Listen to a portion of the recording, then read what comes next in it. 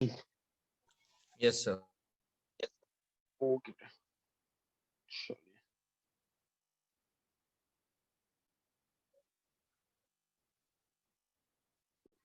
चलिए, तो देखिए अगर हम बात करें बेटा तो कैसे बैलेंस करना है, तो P4 से बन रहा है PH3 और P4 से, एक सेकंड,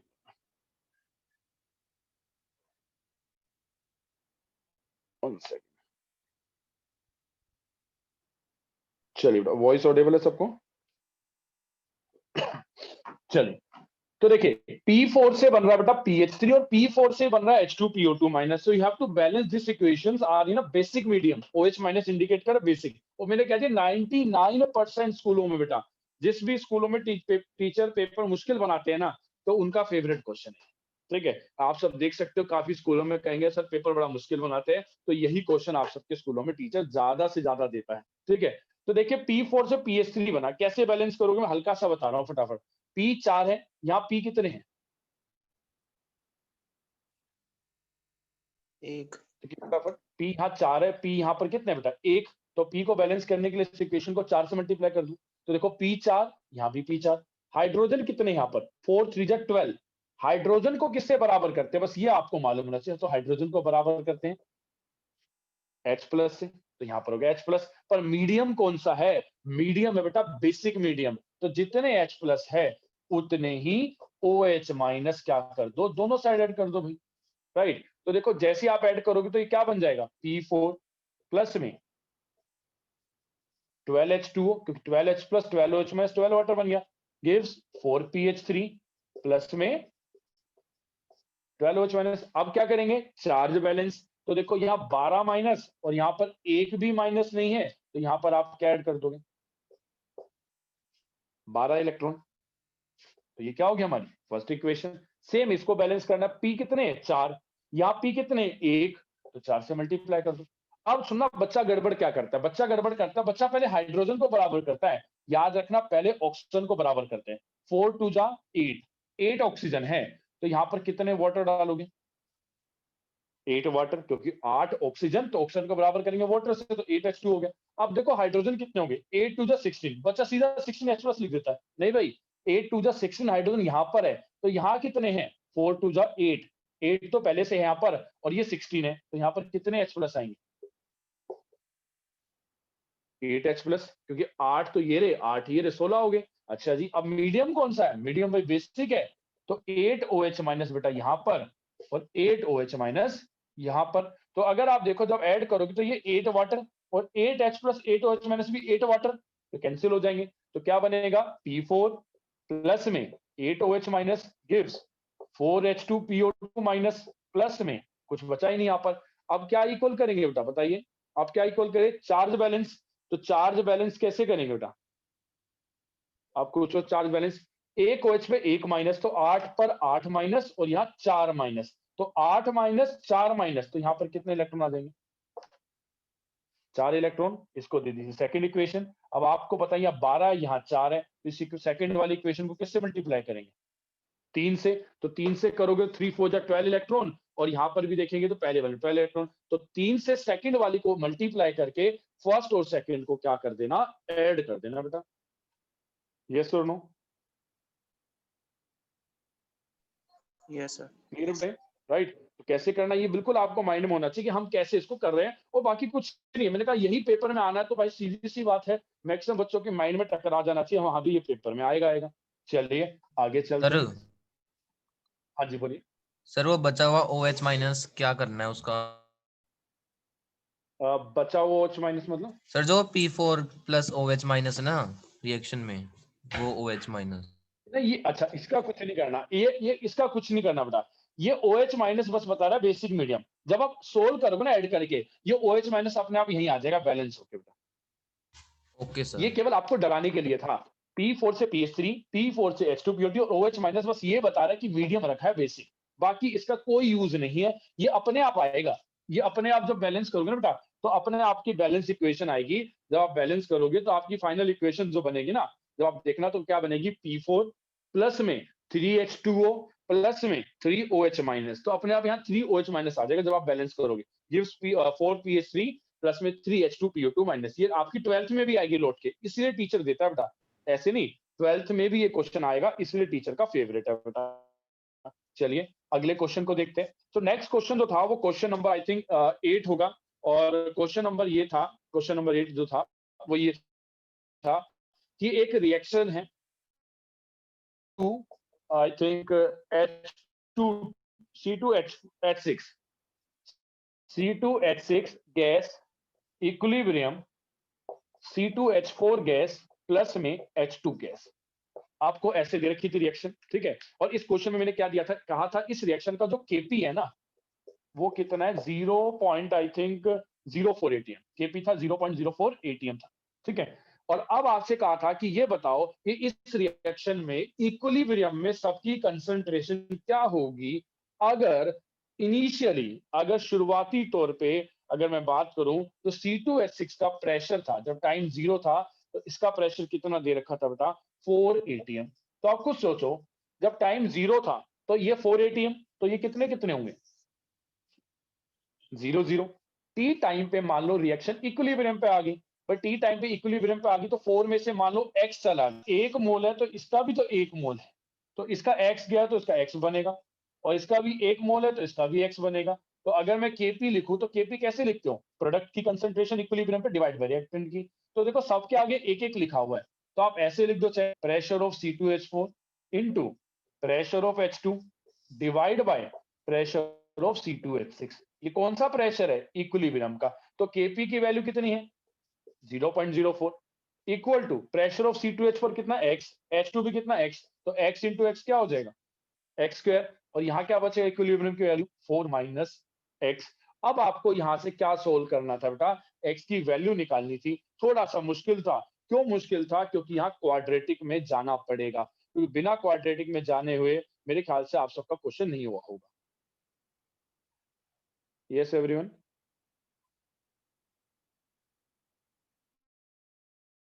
राइट। तो आपको इक्विलिब्रियम की बेटा कंसंट्रेशन निकालनी थी, राइट। तो आपको करना क्या था, यहाँ पर आपको जाना था और आप यहाँ से क्या करते, जो भी वैल्यू आई है उसको यहाँ पुट कर देते, तो ये इक्विलिब्रियम का क्या आ जाता, आपका प्रेशर आ जाता।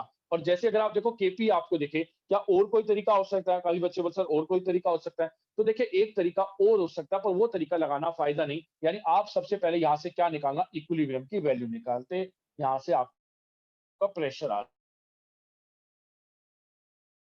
प्रेशर आ जाता है यहाँ पर, यस और नो, यस सर। राइट। अब यहाँ पर अगर वैल्यू मालूम तो क्वेश्चन हो जाता आपका आराम से, ठीक है। चलिए आगे चलते हैं। अगला क्वेश्चन जो था वो ये था, एक रिएक्शन थी जिसमें आपको N2 प्लस 3H2, एक रिएक्शन थी, क्वेश्चन नंबर आई थिंक 9 था ये, N2 plus 3H2 gas equilibrium 2NH3 gas.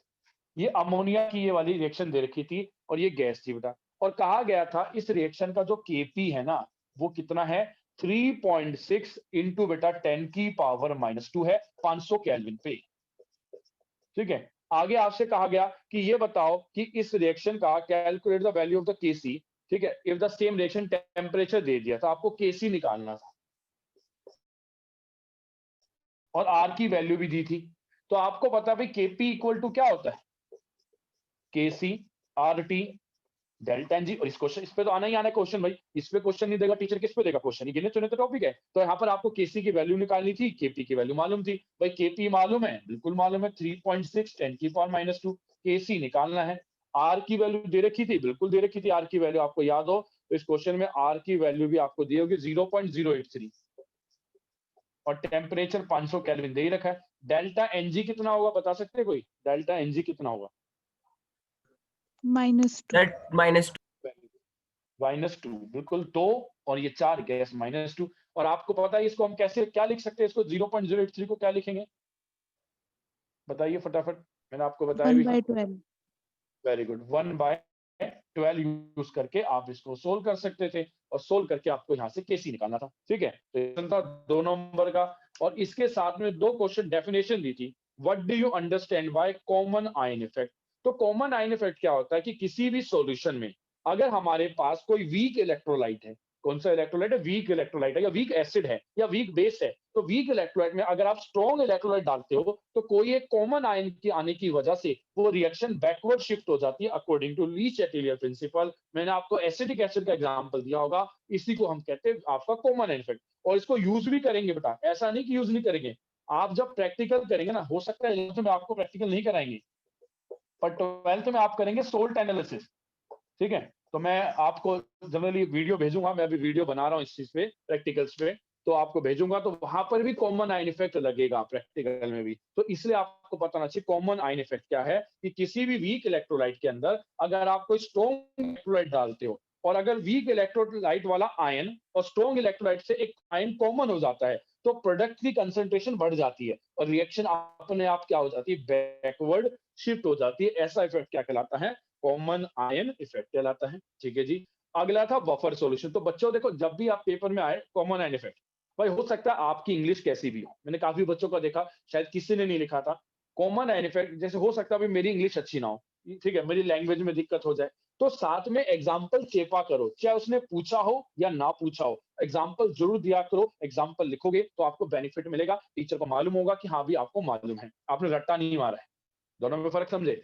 Buffer solution किसे कहते हैं, तो आपको पता है बफर सॉल्यूशन एक ऐसा मिक्सचर है एसिड और बेस या सोल्ट का, जो एक तरह से पीएच चेंज का क्या करता है, अपोज करता है या पीएच चेंज को रेसिस्ट करता है। जैसे कि मैंने आपको एग्जांपल बताए होंगे एसिडिक बफर के, बेसिक बफर के, तो वो एग्जांपल्स आपको मालूम होने चाहिए, राइट। तो ये आप आराम से कर सकते थे बेटा। चलिए अगले क्वेश्चन पे आते हैं। तो जो नेक्स्ट क्वेश्चन था ये बहुत बेहतरीन क्वेश्चन था और ये आते हैं पेपर में बेटा, पेपर में नहीं आते ना तो मैं देता ही नहीं बेटा क्वेश्चन। तो चलिए आते हैं अगले क्वेश्चन पे। तो क्वेश्चन नंबर 10 पे, क्वेश्चन नंबर 10 ये था कि एक रिएक्शन दी थी, ठीक है, और वो रिएक्शन क्या थी, PCl5 सॉलिड इक्विलिब्रियम PCl3, यानी PCl5 जो था वो सॉलिड था और PCl3 भी सॉलिड था, प्लस में Cl2 गैस। और कहा गया इस रिएक्शन की जो डेल्टा एच है ना, एंथैल्पी चेंज बेटा, वो कितनी है, प्लस की 124.0 किलो जूल पर मोल थी। ठीक है जी। तो ये डेल्टा एच थी, ठीक है, ये बात भी ठीक है। आगे उसने कहा कि राइट एन एक्सप्रेशन फॉर केसी। भाई ये नहीं लिख पा रहे, मैं तो चम्मे में था, बच्चा नहीं लिख पा रहा। देखिए केसी तो बहुत सिंपल सी चीज है, भाई क्या होगा केसी, आप बताइए। केसी कैसे लिखूंगा बेटा, आप खुद बता दो।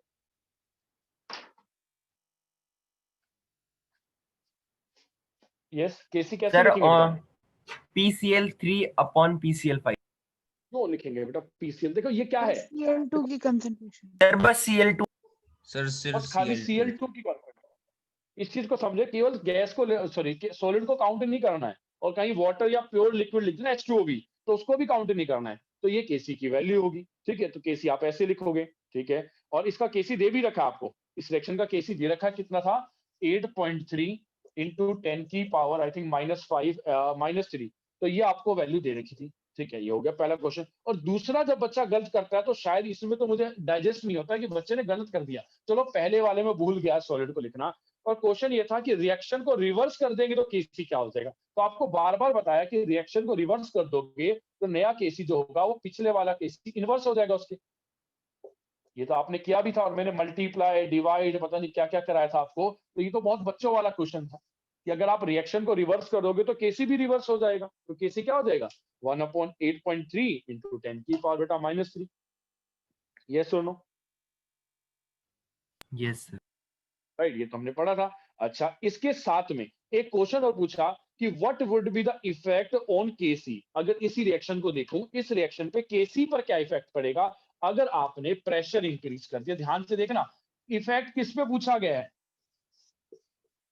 केसी पे। केसी। इस वर्ड को सुना, उसने कहा प्रेशर को बढ़ा दिया। आपको याद हो मैंने बताया था बेटा ली चैटेलियर प्रिंसिपल, और तो ली चैटेलियर प्रिंसिपल के अकॉर्डिंग अगर मैं बात करूं तो क्या होता है केसी का इफेक्ट, आपको पता हो कि ली चैटेलियर प्रिंसिपल कहता है कि अगर आप, 1 सेकेंड, हाँ जी, अगर आप यहाँ पर विजिबल बेटा, यस। हाँ जी, अगर आप प्रेशर को बढ़ा दोगे तो रिएक्शन कहां जाती है, रिएक्शन वहां जाती है जब नंबर ऑफ मोल्स कम होते हैं। तो ये बताओ नंबर ऑफ मोल्स कम कहां है,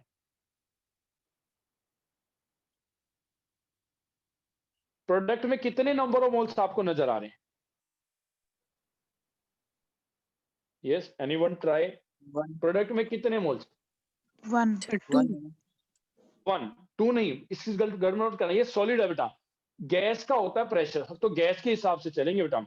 तो हमें प्रोडक्ट में गैस का एक ही मोल नजर आ रहा है और रिएक्टेंट में तो गैस का एक भी नहीं, तो गैस रिएक्टेंट में कम है, तो प्रेशर बढ़ाने पर रिएक्शन वहां शिफ्ट होती है जहां नंबर ऑफ मोल्स कम होते हैं, तो रिएक्शन कहां जाएगी, बैकवर्ड जाएगी नहीं जाएगी। पहली बात भाई, प्रेशर बढ़ाने पर रिएक्शन देखो, अगर यहाँ 1 मोल है या 0 मोल है गैस के, तो रिएक्शन वहां जाएगी जहां नंबर ऑफ मोल्स कम है, तो ये वो अपने आप ही बैकवर्ड जाएगी। चलो बैकवर्ड तो गई। क्या उसने पूछा कि बैकवर्ड जाएगी नहीं जाएगी, आपने बता दिया, बहुत अच्छी बात है। उसने पूछा केसी पर क्या इफेक्ट पड़ेगा, तो आप सबको पता भी केसी कैसे निकालते हो भाई, प्रोडक्ट की कंसंट्रेशन मैं से लिख रहा हूं शॉर्ट में, डिवाइड बाय रिएक्टेंट की कंसंट्रेशन। तो जैसे जैसे आप प्रेशर बढ़ा रहे हो तो रिएक्शन बैकवर्ड जा रही है, तो प्रोडक्ट की कंसंट्रेशन क्या हो रही है, बढ़ रही है घट रही है, अगर रिएक्शन बैकवर्ड चली जाएगी तो घटेगी। देख सीधी सी बात है, अगर आपका प्रोडक्ट दोबारा रिएक्टेंट में चला जाएगा तो प्रोडक्ट की कंसंट्रेशन कम होगी, और जब प्रोडक्ट की कम होगी तो केसी भी क्या हो गया, डिक्रीज हो गया। यस और नो? सर हाँ जी बोलिए। सर पर जो केसी है वो तो ओनली टेम्परेचर डिपेंडेंट होता है ना। हाँ बिल्कुल केसी, अच्छा मैं आपको एक बात समझ गया। इस क्वेश्चन में उसका सेंस क्या था बेटा, देखो केपी केसी जो है, केसी एक second, KC is not a temperature dependent. अगर मैं बात करूं, देखो मैं किसी रिएक्शन गैस वाले को केसी भी लिख सकता हूँ, केपी भी लिख सकता हूँ। आपको याद हो, आपने ही पूछा था क्वेश्चन कि सर क्या आप इसे केपी केसी में लिख सकते हो, उसका सेंस समझना। वो मैं आपकी बात समझ गया, आप कहोगे कि सर इस रिएक्शन का तो केपी होगा ना गैस है तो। Yes sir no? Yes sir. Right. पर अगर मैं बात करूं KP equal to KC RT delta NG होता है। अगर आपको किसी रिएक्शन का केपी पता है तो आप उसका केसी निकाल सकते हो, केसी पता तो केपी निकाल सकते हो। मतलब उसका कहने का सेंस मतलब ये है कि इक्विलिब्रियम कांस्टेंट पर क्या असर पड़ेगा। हो सकता है वो केपी कह दे, केसी कह दे, कोई फर्क नहीं पड़ेगा इस केस में बेटा। उसका कहने का जो सेंस है वो यही है कि केसी पर क्या इफेक्ट पड़ेगा, वो केपी पर असर पड़ेगा तो केसी पे भी पड़ेगा। अगर केसी घट रहा है तो केपी भी घटेगा। क्यों? क्योंकि आपको पता है केपी इक्वल टू क्या होता है, केसीआरटी डेल्टा एनजी। तो खुद सोचो कि भाई डेल्टा एनजी तो कांस्टेंट ही है, भाई डेल्टा एनजी तो एक ही रहेगा इस सेक्शन में। आप ये बताओ प्रेशर बढ़ाने पर डेल्टा एनजी कुछ चेंज होगा? No sir. Delta NG constant, R और टी तो पहले से कांस्टेंट, तो अगर केसी घटेगा तो केपी भी घटेगा। यानी उसका कहने का सेंस वही है कि इक्विलिब्रियम कांस्टेंट पे क्या फर्क पड़ेगा, चाहे वो केसी कह दे या केपी कह दे, दोनों क्या होंगे, घटेंगे बेटा। राइट। Okay sir.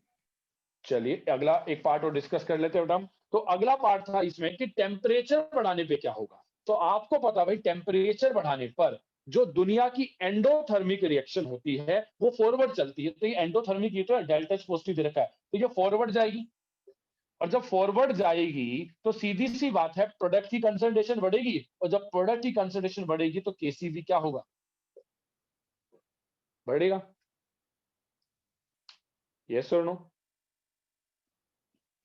राइट। चलिए आगे चलते हैं। इसके आगे एक सेकंड पार्ट और जोड़ दिया था मैंने, क्या कि right the equilibrium constant for the following reaction. यानी सेम वही केसी, मैं केसी का बार बार टेस्ट कर रहा था आप सबका। तो आप देखेंगे अगला जो क्वेश्चन था वो ये था, ठीक है। इसी में सेकंड 2 पार्ट है, तो आज हम यहां तक कर रहे हैं। तो इसी में मैंने बेटा 2 पार्ट जोड़े थे। एक था BaCO3 सॉलिड इक्विलिब्रियम बेटा, इससे बना था BaO सॉलिड। और अभी भी ना बताओ पाओ तो बेटा बड़ी दिक्कत है फिर। CO2 गैस, अगर मैं कहूं इस रिएक्शन का आप केपी लिख दो तो केपी क्या होगा इस रिएक्शन का, CO2। Pressure of CO2 gas. Right. अगर केसी लिखो तो कंसंट्रेशन ऑफ CO2, तो सॉलिड को काउंट नहीं करना है। बस यही टेस्ट मैं बार बार कर रहा था। इसी में एक पार्ट और दिया था कि CH4 gas plus 2O2 gas equilibrium आपका CO2 गैस, ठीक है, और प्लस में 2H2O गैस। तो इस रिएक्शन का अगर मैं केपी लिखूं तो कैसे लिखूंगा बेटा, कौन बच्चा बताएगा केपी कैसे लिखेंगे? KP equal to pressure of, बोलिए फटाफट, CO2 pressure of CO2, very good, into में प्रेशर ऑफ वाटर प्रेशर लूंगा ऑफ नहीं लूंगा, फिर ऊपर वाटर स्क्वायर लूं ना लूं, वाटर लेंगे नहीं मर्जी लेंगे, लेना पड़ेगा बेटा इस केस में। मर्जी नहीं, लेना पड़ेगा। क्यों नहीं लेना पड़ेगा? बस हम बोलते हैं वाटर को मत काउंट करना, पर कब काउंट नहीं करना, जब वाटर के आगे क्या लिखा हुआ है, एल। एल का मतलब प्योर लिक्विड है, तो मैं वाटर को काउंट नहीं करूंगा बेटा। किसी भी कीमत पे, यानी वाटर को काउंट नहीं करूंगा अगर हम वाटर, या अगर उसमें कहा है कि वाटर लिक्विड है, ठीक है, या एक्सेस कह दे ऐसा, तो उसको काउंट नहीं करेंगे। तो डिवाइड बाय क्या आ जाएगा, प्रेशर ऑफ CH4 की पावर 1 और इनटू में प्रेशर ऑफ O2 की पावर 2, राइट। तो आज बेटा हमने यहाँ पर, आई थिंक इससे नीचे विजिबल नहीं होगा मेरे फोन से, तो मे बी आई थिंक यहाँ तक थोड़ा समझ आ गया होगा बेटा। तो क्वेश्चन नंबर 10 Visible तक है। बेटा हमने, हाँ चलिए बहुत अच्छी बात है। तो क्वेश्चन नंबर बेटा 10 तक हमने कर ली है, ठीक है। 11 12 से आई थिंक मेरे ख्याल से क्वेश्चन ज्यादा नहीं थे, 13 तक थे, एक एक नंबर के 2-3 क्वेश्चन रह गए, तो मैं इसका आपको शेयर कर दूंगा, अब मैं शेयर कर दूंगा क्योंकि अब मैंने आपको करा दिया बेटा, ठीक है। तो इसके बहाने क्या हुआ, देखिए सीधी सी बात है, आप सबके पेपर में कोई भी स्कूल का बच्चा, मैं दावे से कह रहा हूँ, बैलेंसिंग सबके स्कूलों में आएगी। ली चैटिलियर प्रिंसिपल वाला क्वेश्चन सबके स्कूलों में आएगा, जब आएगा और फिर भी हम छोड़ेंगे तो बेटा दिक्कत है बेटा, ठीक है। अब आप सबको करना क्या है, मैं आप सबको एक चीज बता दूं, आप सब कल जैसे आपको टाइम मिले तो लोकेशन से फोन करके या लोकेशन मैसेज ड्रॉप कर देंगे, या आपके स्पेशल ट्यूशन हो तो वहां से इंस्टीट्यूट से बेटा नोट्स कलेक्ट कर लेना, ठीक है। ओके एवरीवन, यस ओके अनुभव आप सेंड कर देना बेटा एक बार ये लिंक मैसेज ग्रुप में सेंड, ओके जब भी आपको टाइम सर। मिले। अगला टेस्ट किस चीज का है सर? अगला टेस्ट मैं आपको बता दूंगा, अगला टेस्ट हम हो सकता है कि जो लेंगे वो हम उल्टा चलेंगे, थोड़ा साथ साथ रिवीजन भी करते रहेंगे। रिडॉक्स हो गया, इक्विलिब्रियम हो गया, तो हो सकता है अगला जो टेस्ट होगा वो आपका थर्मोडायनेमिक्स का हो या केमिकल बॉन्डिंग का हो, ठीक है। थोड़ा पीछा भी रिवाइज करते जाएंगे, संडे संडे में टेस्ट लेंगे और वैसे हम नॉर्मली क्लास में आगे चलते जाएंगे। Okay sir. ठीक है, तो आपको पहले बता देंगे, एक हफ्ते पहले ही बता देंगे अगला टेस्ट किस चीज का होगा, ठीक है। Okay everyone, okay have a nice day.